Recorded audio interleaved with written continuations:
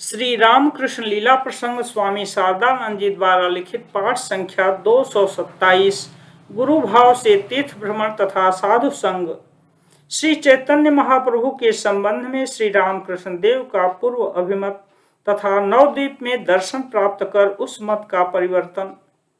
श्री गौरांग देव के अवतारत्व के संबंध में उस समय हम में से अधिकांश के हृदय में संदेह विद्यमान था। यहाँ तक कि हम में से कई लोग ऐसा समझा करते थे कि निम्न श्रेणी के लोगों को ही वैष्णव कहा जाता है, और इस संदेह को दूर करने के लिए बहुधा श्री रामकृष्ण देव से इस विषय में पूछा भी करते थे। इसके उत्तर में श्री रामकृष्ण देव ने एक दिन हमसे कहा था, मुझे भी उस समय ऐसा संशय होता था। मैं भी यह सोचता था कि पुराण भागवत आदि में कहीं उनका कोई उल्लेख तक नहीं है, फिर भी चैतन्य देव को अवतार कहा जाता है। उनके अनुयायियों ने खींच तान कर उन्हें अवतार बना डाला है। किसी भी तरह यह विश्वास नहीं होता था कि वे अवतार हैं। मथुर के साथ मैं नवद्वीप पहुंचा। मैंने सोचा कि यदि वे अवतार ही हों तो वहां पर कुछ न कुछ प्रकाश अवश्य रहेगा, देखने से ही पता चल जाएगा।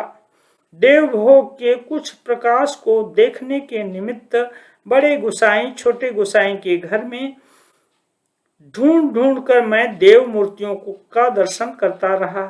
कहीं भी मुझे कुछ दिखाई नहीं दिया। सर्वत्र ही मैंने एक एक काठ के पुरुष को हाथ उठाकर खड़े रहते देखा।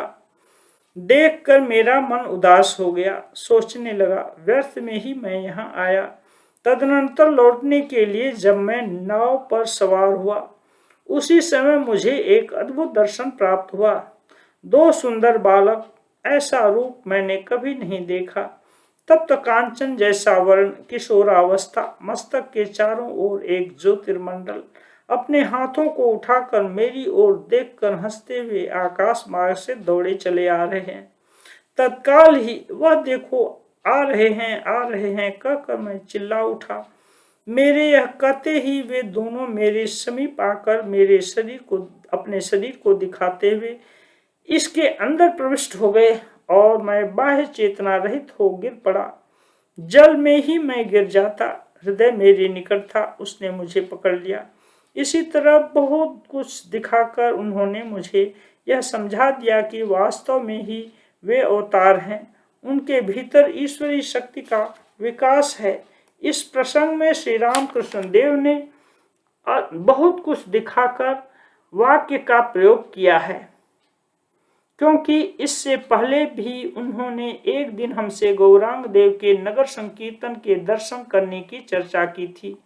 लीला प्रसंग में अन्यत्र हमने इसका वर्णन किया है, अतः यहाँ पर उसकी पुनरावृत्ति अनावश्यक है।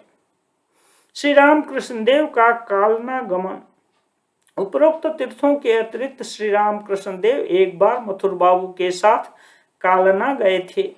श्री चैतन्य महाप्रभु के चरण स्पर्श से गंगा तटवर्ती बंगाल के अनेक गांव इस समय तीर्थों में परिणत हो चुके हैं।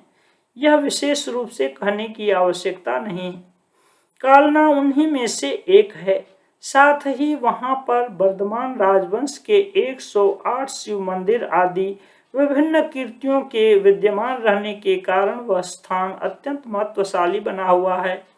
यह बात वहां जाने वाले व्यक्तियों ने भली भांति अनुभव की है, किंतु श्री रामकृष्ण देव के इस बार कालना जाने का उद्देश्य दूसरा था।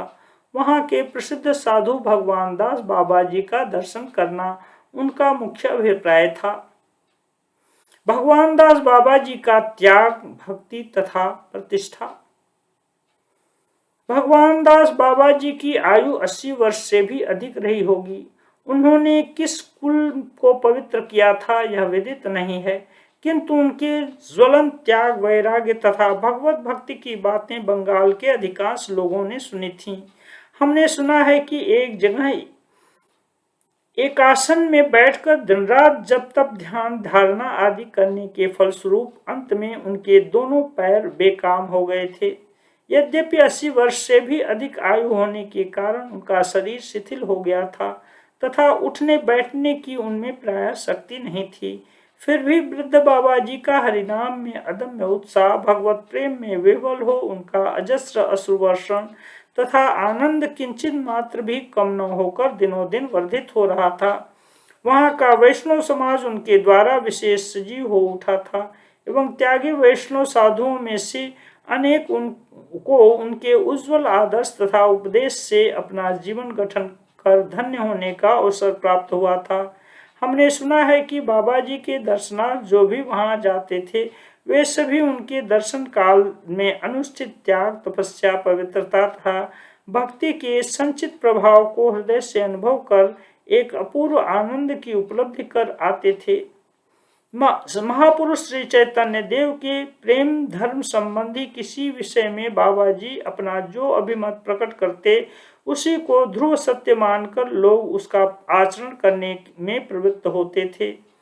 इसलिए सिद्ध बाबा जी न केवल अपनी साधना में ही संलग्न रहते थे किंतु वैष्णव समाज का कैसे कल्याण हो, किस तरह त्यागी वैष्णव ठीक ठीक त्याग का अनुष्ठान कर धन्य हो, कैसे साधारण संसारी जीव श्री चैतन्य प्रदर्शित प्रेम धर्म का आश्रय लेकर शांति प्राप्त कर सके आदि विषयों की विवेचना तथा अनुष्ठान में उनका बहुत समय व्यतीत होता था।